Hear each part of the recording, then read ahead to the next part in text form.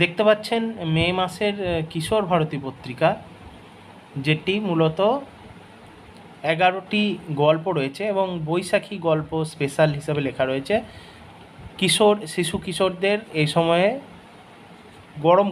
গরমকালে গরমের ছুটি চলে, তো সেই রকমই একটা প্রচ্ছদ এখানে বানানো হয়েছে, যেখানে শিশুরা খেলে বেড়াচ্ছে চারিপাশে এবং আরও সব মজা তারা করছে।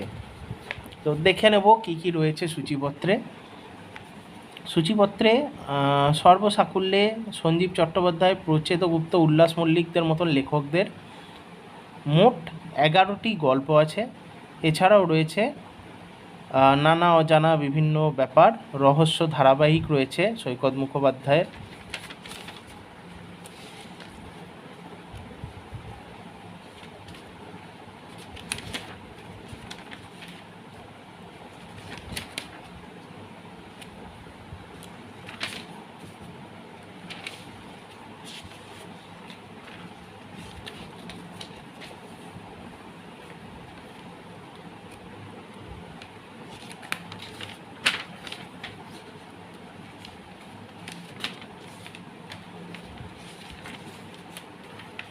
কমিক্স দেখতে পেলাম আমরা।